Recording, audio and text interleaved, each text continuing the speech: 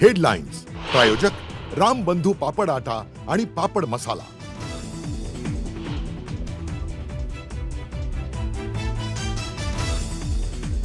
दोन्ही राष्ट्रवादींनी एकत्र यावं ही अजितदादांची इच्छा पूर्ण करावी। महाराष्ट्राच्या भल्यासाठी दोन्ही राष्ट्रवादींनी एकत्र यावं, सयाजी शिंदेंचं वक्तव्य।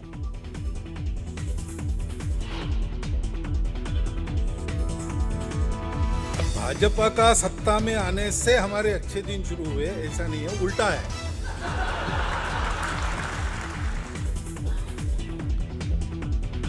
संघाच्या स्वयंसेवकांच्या परिश्रमामुळे अच्छे दिन, सरसंघचालकांचं प्रतिपादन।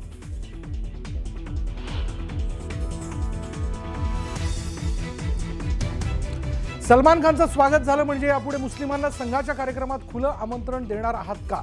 मोहन भागवतांनी हे स्पष्ट केलं असतं तर बरं झालं असतं। संजय राऊतांचा जोरदार टोला।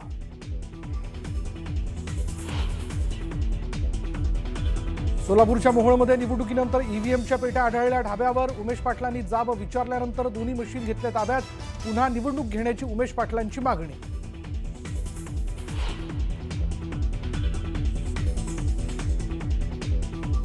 चंद्रपूर महानगरपालिकेसाठी भाजपची ठाकरेंच्या शिवसेनेला ऑफर। सव्वा वर्षाच्या फॉर्म्युल्यावर चर्चा झाल्याची माहिती।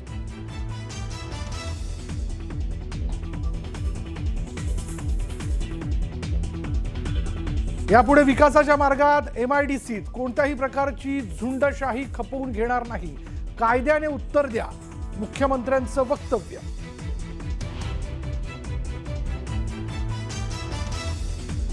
वाढीव वेतनाच्या मुद्द्यावरून एसटी कर्मचारी आक्रमक। येत्या 3 दिवसात वाढीव वेतनाची रक्कम न दिल्यास आंदोलनाचा इशारा।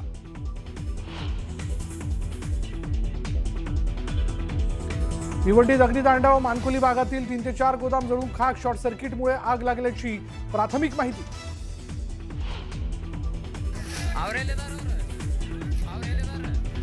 विजापूरमध्ये सरावादरम्यान खासगी विमान कोसळलं, 2 पायलट गंभीर जखमी।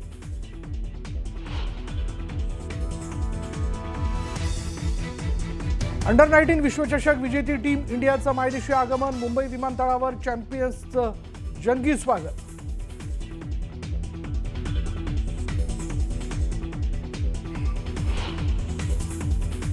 अजित पवारांच्या निधनामुळे खंडित झालेली राष्ट्रवादीच्या विलीनीकरणाची प्रक्रिया आता पुन्हा सुरू व्हायची शक्यता आहे। कारण आधी विलीनीकरणाच्या प्रश्नावर नकार घंटा वाजवणाऱ्या राष्ट्रवादीच्या नेत्यांची सुद्धा आता सूर बदलल्याचं पाहायला मिळतंय। राष्ट्रवादीचे सुद्धा काही नेते आता एकत्र येणं हे दादांचं स्वप्न होतं असं म्हणतायत आणि विलीनीकरणाचे संकेत देऊ लागलेले आहेत। विलीनीकरणाच्या चर्चा भरपूर। राष्ट्रवादी नेत्यांचाही बदलला सूर। नेत्यांना आठवली दादांची ती इच्छा, एकत्रीकरणाच्या देऊ लागले सदिच्छा। महाराष्ट्राच्या भल्यासाठी दोन्ही राष्ट्रवादी एकत्र याव्यात आणि खरं तर अशी चर्चा झाली होती, बोलणं झालं होतं ह्या निवडणुकीच्या वेळेला, प्रचाराच्या वेळेला।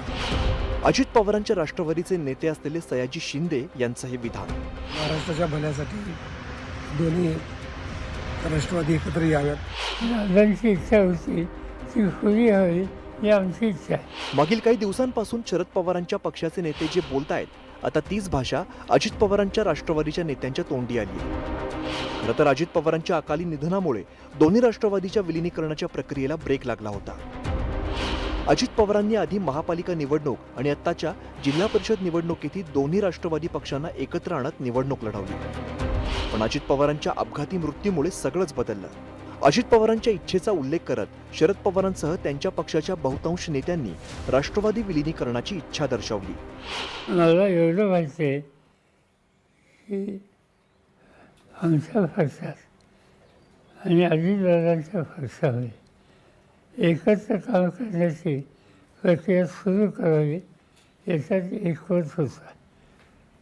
3 मीटिंग झाली आणि निर्णय आत्ता जाहीर करायचा होता 12 तारखेला आणि ही तारीख अजितची दिलेली होती, पण दुर्दैवानं हा अपघात झाला।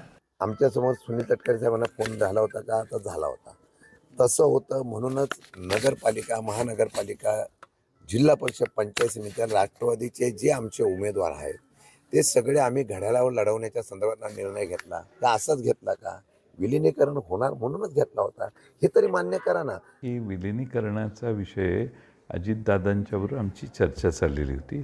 अजितदादांच्या ज्या दिवशी गेले त्या दिवशी मी सगळ्यांना सांगितलं माझा त्यांचा जवळचा कसा संबंध आलेला होता, अलीकडे तर वाढलेला होता, हे सांगण्याचा उद्देश होता.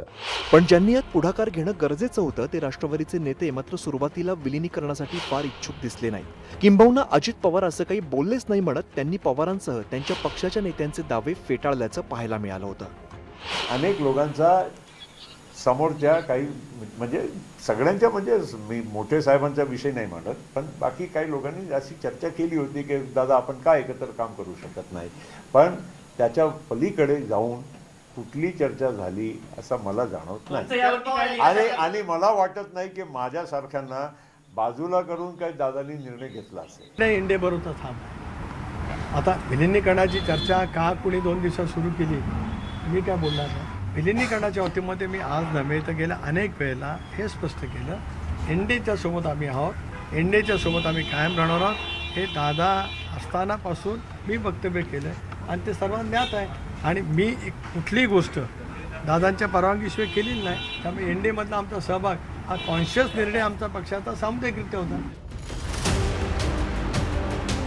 सुनेत्रा पवारांच्या उपमुख्यमंत्रीपदाच्या शपथविधीनंतर आणि राष्ट्रवादी पक्षाचे सर्वच सूत्र त्यांच्याकडे आल्यानंतर आधी नकार घंटा वाजवणाऱ्या नेत्यांचा सूरही आता बदलल्याचं पाहायला मिळत आहे. मागील काही दिवसांपासून पवार कुटुंबियांची जवळीकता प्रचंड वाढली आहे. शरद पवार सातत्याने अजित पवारांच्या कुटुंबियांसोबत उभे राहत आहेत. अजित पवारांच्या स्मारकाचा मुद्दा असो किंवा मग सांत्वन भेटींसाठी थेट सुनेत्रा पवार आणि इतर कुटुंबियांसोबत सहयोग सोसायटीत हजर राहणं असो, शरद पवार अजित पवारांच्या कुटुंबासाठी आधार बनल्याचं दिसतंय. पवारांच्या या सक्रियतेने आता राष्ट्रवादी नेतेही विलिनीकरणाबाबत काहीशी सकारात्मक भूमिका घेताना दिसतात. आमचं मत होतं की जे विलिनीकरणाबद्दल चर्चा हे करतायत म्हणजे राष्ट्रवादी साहेबांचा गट, त्या चर्चेमध्ये अजितदादा होते, आम्ही कोणी प्रमुख माणसं नव्हती एवढा आमचा दावा आहे. आणि आता समजा सुनेत्रा वहिनी आणि सगळे कुटुंबीय तर त्या जर मताचे असतील, राष्ट्रवादी सगळे नेते जर त्या मताचे असतील तर त्यामध्ये काही अडचण येण्याची आवश्यकता नाही. हसन मुश्रीफ जरूर पक्षाचे वरिष्ठ नेते आहेत, कारण आम्ही सर्वांनी म्हणून दादांच्या नेतृत्वाखाली एनडीएमध्ये जाण्याचा निर्णय त्या ठिकाणी घेतलेला आहे. शेवटी या विषयाची चर्चा आम्ही सफलपणाने करू. 10 तारखेला मुंबईला मंत्रिमंडळाची बैठक आहे, त्यावेळेला उपमुख्यमंत्री म्हणून वहिनी त्या ठिकाणी येतील. त्याच्यानंतर आम्ही या विषयावरती चर्चा नक्कीच त्या ठिकाणी करू. वहिनी आमच्या विधिमंडळ पक्षाचे नेते आहेत, पक्षाच्या सुद्धा नेते आहेत, त्यामुळे आम्ही सगळेजण एकत्रितपणे बसून त्या संदर्भातला निर्णय घेऊ. वहिनी आमच्या विधिमंडळ पक्षाचे नेते आहेत, पक्षाच्या सुद्धा नेते आहेत, त्यामुळे आम्ही सगळेजण एकत्रितपणे बसून त्या संदर्भातला निर्णय घेऊ. राष्ट्रवादीचे नेते सयाजी शिंदेंनी तर त्याच्या एक पाऊल पुढे जात दोन्ही एनसीपीने एकत्र यावं हे दादांचं स्वप्न होतं असं म्हणत आपल्याच नेत्यांना आरसा दाखवलाय. त्यामुळे शरद पवारांच्या राष्ट्रवादीनंतर आता अजित पवारांच्या पक्षातून देखील विलिनीकरणाची उघड चर्चा सुरू झाल्याचं पाहायला मिळत आहे. खरं तर अशी चर्चा झाली होती, बोलणं झालं होतं ह्या निवडणुकीच्या वेळेला, प्रचाराच्या वेळेला, की आता एकत्रच येणार आहे, एक काय त्याला फॉर्मॅलिटी राहिली आहे. असं असताना हे असं अचानक काहीतरी व्हावं हे महाराष्ट्राच्या दृष्टीने फार वाईट झालं. दादांचा जो उमदा डिसिजन घेण्याचा जो स्वभाव होता तो स्वभाव यावा परत महाराष्ट्राच्या भल्यासाठी, त्या दृष्टीने त्यांचं त्या अर्थानं त्यांचं स्वप्न पूर्ण व्हावं आणि ताकद वाढायची असेल तर दोन्ही राष्ट्रवादीने एकत्र यावं. राष्ट्रवादी काँग्रेसची सर्व सूत्र आता सुनेत्रा पवारांच्या हाती एकवटल्याचं पाहायला मिळत आहे. लवकरच त्यांची राष्ट्रीय अध्यक्षपदी निवडही होण्याची चिन्ह आहेत. त्यामुळे आता शरद पवारांच्या राष्ट्रवादीसह त्यांच्या पक्षाच्या नेत्यांकडूनही उघडपणे विलिनीकरणाची मागणी होताना सुनेत्रा पवार काय भूमिका घेतात, हा निर्णय केवळ पक्ष पातळीवरती होतो की यात भाजपाचाही काही हस्तक्षेप दिसतो हे पाहणं महत्त्वाचं ठरणार आहे. शरद जाधव, न्यूज 18 मराठी, मुंबई.